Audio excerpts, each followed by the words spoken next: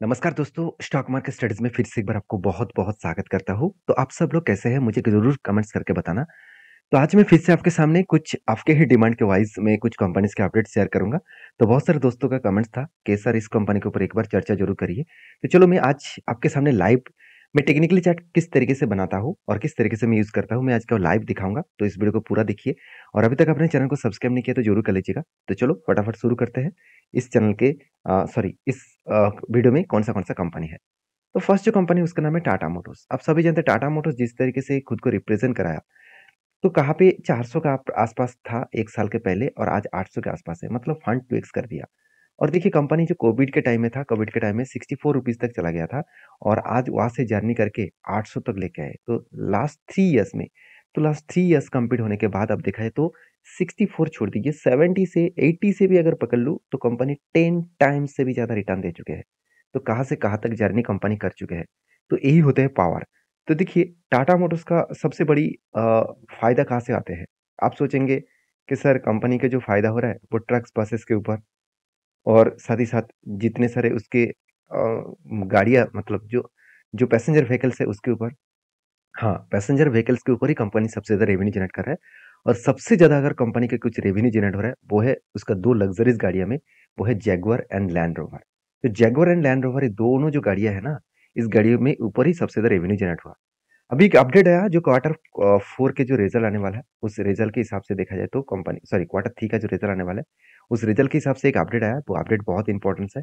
बताया जा रहा है कि जेएलआर मतलब Jaguar and Land rover achieves highest wholesale in 11 quarters, मतलब लास्ट 11 क्वार्टर्स में सबसे ज़्यादा सेल किया गया है जैगुआर और लैंड रोवर का। तो देखिए रिपोर्ट बताया जा रहा है कि 27% का ईयर ऑफ ईयर बेसिस में ग्रोथ हुआ। तो एक अलग लेवल का धमाका देखने को मिलेगा टाटा मोटर्स के ऊपर। तो जो लोग सोच रहे हैं कि टाटा मोटर्स लगातार भागते चले जा रहे हैं, उसके पीछे रीज़न कौन-सा है? वही इसका रीज़न है।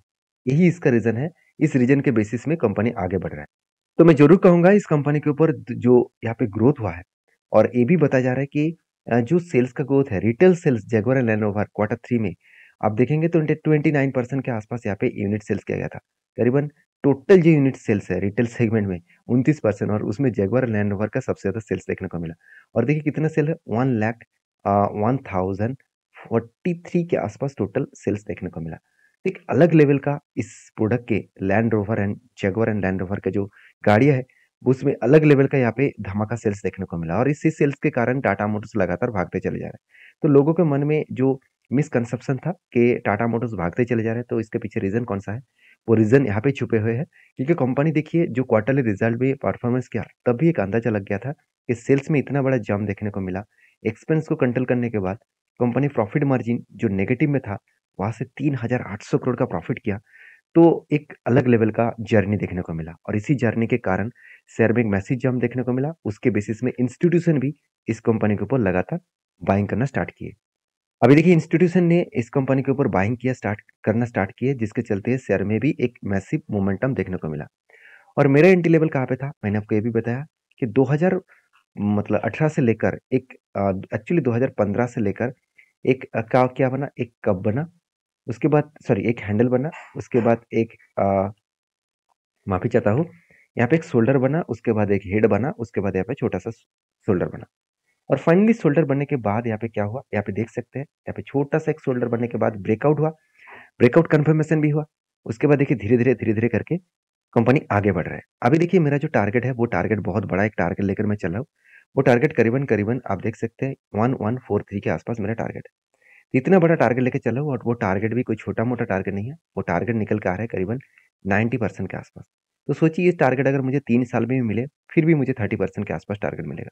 अगर 2 साल में मिले, फिर भी मुझे अराउंड 45% के आसपास टारगेट मिलेगा। तो कब मिलेगा वो तो मुझे पता नहीं और जिस तरीके से मार्केट तेजी में भाग रहा है और ये भी बताया जा रहा है कि 2030 से पहले मार्केट वर्ल्ड में एक बेस्ट पोजीशन में परफॉर्मेंस करके दिखाएगा। तो इस बेसिस में मैं टाटा मोटर्स के ऊपर बुलिश हूँ। आपकी क्या राय है? मुझे ज़रूर कमेंट्स करके बताना। नेक्स्ट जो कंपनी है उसका नाम है दीपक नाइट्राइट। देखिए दीपक नाइट्राइट ये भी एक केमिकल सेक्टर से बिलॉन्ग करता है और केमिकल सेक्टर का हालत थोड़ा-सा बिगड़ चुका है और last 1 and half months 1 and half months sorry माफ़ी चाहता हूँ। 1 ईयर एंड हाफ मंथ्स में देखा जाए तो कंपनी के ऊपर सिर्फ कंपनी के ऊपर नहीं, पूरे के पूरे सेक्टर के ऊपर एक प्रेशराइज देखने को मिला। लगातार केमिकल सेक्टर गिरते चले जा रहे हैं, क्योंकि जो कंपनी स्पेशलिटी केमिकल्स के ऊपर काम कर रहा है, और वही कंपनी के ऊपर सबसे ज़्यादा प्रेशर है। तो ये भी बताया जा रहा है कि 2025 से पहले ये रिकवरी नहीं होगा। और जो दीपक नाइट्रेट है, वो सोडियम नाइट्रेट जो प्रोडक्ट है, वो सोडियम नाइट्रेट प्रोडक्ट बेचने वाला अकेला 75% मार्केट शेयर अकेला लेके रखा है। तो एक हाई ग्रोथेबल कंपनी है, और साथ ही साथ कंपनी का मैनेजमेंट भी बहुत स्ट्रांग है। कंपनी ने कभी भी कर्जा नहीं लिया। बीच में कर्जा लिया था कोविड के टाइम में, वो फटाफट उन्होंने कर्जे को रीपेमेंट किया। आप खुद यहाँ पे देख सकते हैं कंपनी के जो कोविड के टाइम में जो कर्जा था, उसको फटाफट रीपेमेंट किया, और आज कर्जा ना के बराबर है। और कंपनी का मैनेजमेंट इतना स्ट्रांग है कि कंपनी बिजनेस के ऊपर लगातार पैसा लगा जा रहा है। इस बार भी कंपनी करीबन 450 करोड़ से भी ऊपर 480 करोड़ के आसपास कंपनी के ऊपर पैसा लगा है। ये सारे पॉइंट्स को आपको याद रखना है। इस सारे पॉइंट्स के कारण के हिसाब से कंपनी में आगे बढ़ने का हाई ग्रोथेबल पोजीशन है। तो एज ए इन्वेस्टर, प्रोमोटर से लेकर एफआईसीडीएस पब्लिक के पास अच्छा खासा होल्डिंग्स आपको देखने को मिले। तो इस कंपनी के ऊपर अगर मैं कैश फ्लो के बारे में बात करूं, तो कैश फ्लो आप देखेंगे तो जो कैश फ्रॉम ऑपरेटिंग एक्टिविटीज, वो भी एक अच्छा खासा लेवल में बनता हुआ देखने को मिले। मुझे जो चीज सबसे बेस्ट लगा, कंपनी के एक time days payable, sorry debtors day, आप देखेंगे तो 86 डेज लग रहा था, वो आज कम होकर 60 डेज हो चुके हैं। मतलब जो डेटर्स डे है, उसका परसेंटेज लगातार कम होता देखने को मिले।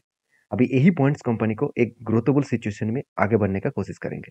तो एज ए इन्वेस्टर, इसीलिए मुझे लग रहा है कंटिन्यू इस कंपनी के ऊपर कर रहा है। एफएसडीएस पब्लिक के पास अच्छा खासा होल्डिंग्स देखने को मिले। तो कंपनी के जो क्वार्टरली रिजल्ट है, वो देखेंगे सेल्स में आपको थोड़ा सा कमियां देखने को मिले, फिर भी कंपनी प्रॉफिट में कुछ कमियां नहीं किया। पिछले सालों की तुलना से कंपनी इस बार अच्छा खासा प्रॉफिट की है।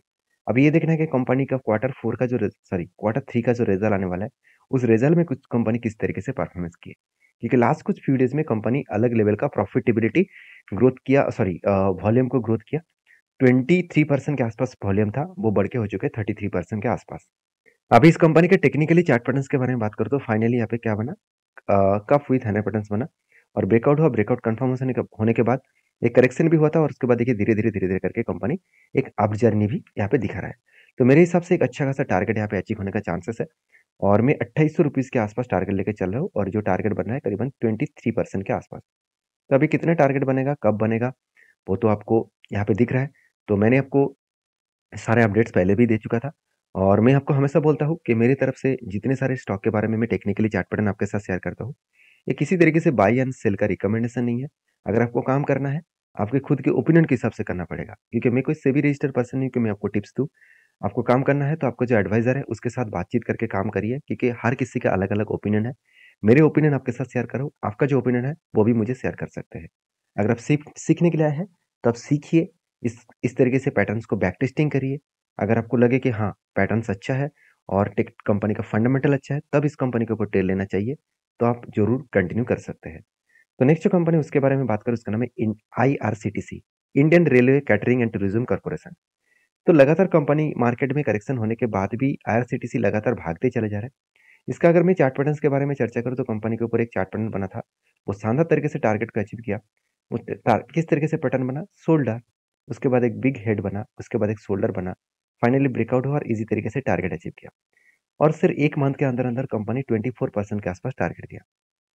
अभी देखिए, इस कंपनी के ऊपर एक लाइव में जो एंट्री बना है, वो मैं आपको साथ शेयर करूंगा। पहले देखिए यहाँ पे क्या बना, यहाँ पे एक शोल्डर क्रिएट हुआ। तो यहाँ पे एक शोल्डर बना, तो पहले शोल्डर को मैं मार्किंग कर ले रहा हूँ। उसके बाद देखिए यहाँ पे बिग जैसे क्या बना, एक हेड बना। तो फिर से यहाँ पे क्या बना, एक बिग जैसे हेड क्रिएट हुआ।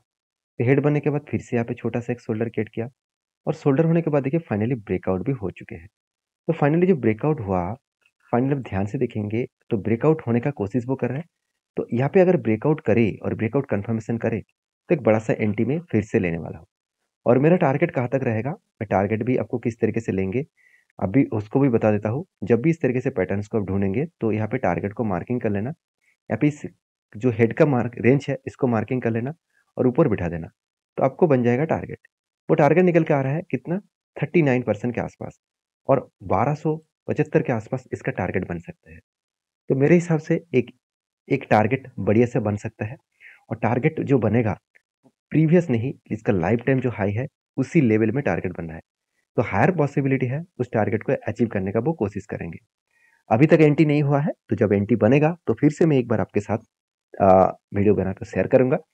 तो इस तरीके से आप जब भी कोई टेक्निकली चार्ट पैटर्न बने, तो सबसे पहले पैटर्न्स को आप मार्किंग करना, उसके बाद कंपनी का फाइनेंशियल और फंडामेंटल डिटेल्स को चेक करना। तो बहुत सारी चीज़ों को चेक करना पड़ता है। बेसिकली आपको जो चेक करना है, कंपनी का सेल्स में कितना ग्रोथ हो रहा है। देखिए, सेल्स लगातार बढ़ते चले जा रहा है। उस बेसिस में कंपनी का नेट प्रॉफिट भी बढ़ा। जैसे 33 करोड़ से बढ़ के हो चुके हैं 159 करोड़, उसके बाद 226 करोड़, उसके बाद 200 और चलो 300 करोड़ के आसपास। तो हाई लेवल में कंपनी का प्रॉफिटेबिलिटी ग्रोथ होता देखने को मिले। तो एज ए इन्वेस्टर भी इस कंपनी के ऊपर लगातार बाइंग करते चले जा रहे हैं। तो 2 पॉजिटिव पॉइंट यहाँ पे मुझे देखने को मिला। तीसरी बात, कंपनी का बैलेंस शीट। कंपनी का बैलेंस शीट में रिजर्व भी बढ़ता हुआ देखने को मिले और कर्जा एकदम ना के बराबर है। और बिजनेस के ऊपर लगातार कंपनी पैसा लगाते चले जा रहा है। तो इस बार भी कंपनी हाईएस्ट पैसा लगा है। इस सारे कारण की वजह से मैंने क्या क्या किया, पहले एक एंट्री लिया था जो टारगेट बन चुका था। अभी फिर से एक एंट्री बनने जा रहा है जिसके ऊपर मैं जरूर एंट्री लूंगा। तो अगर आप इस कंपनी के ऊपर कुछ काम करना चाहते हैं तो प्लीज़ आपके रिस्क के हिसाब से काम करिए, क्योंकि मेरे तरफ से कोई भी रिकमेंडेशन नहीं है। काम करना है तो रिस्क आपको लेना पड़ेगा, क्योंकि रिस्क हर किसी का अलग अलग ओपिनियन है। हर किसी का रिस्क लेने का कैपेसिटी भी अलग है। तो रिस्क लेने से पहले आप खुद एक बार खुद को पूछिए कि हाँ, मुझे इतना रिस्क मैं ले सकता हूँ कि नहीं ले सकता हूँ।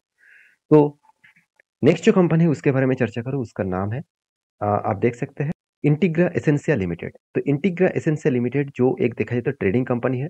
इस कंपनी का एक बहुत बड़ा अपडेट है, वो है कंपनी का बोनस का। कंपनी 11 तारीख को आपको बोनस देने वाला है। हर एक के बदले आपको 1 शेयर मिलेगा। तो जो लोग बोनस के लिए इंतजार कर रहे थे तो उसका टाइम अभी खत्म होने होने के जा रहे हैं और अच्छा खासा कंपनी यहाँ पे बोनस आपको देने वाला है। तो ये सारे कंपनीज के ऊपर एक बार रिसर्च करके ही काम करना। कोई भी कंपनीज के ऊपर ब्लाइंडली निवेश मत करना, क्योंकि मार्केट हमेशा रिस्की होते हैं। आपको रिस्क लेकर रिस्क को मेजर करके चलना पड़ेगा। तो मिलते हैं नेक्स्ट वीडियो में, तब तक के लिए धन्यवाद।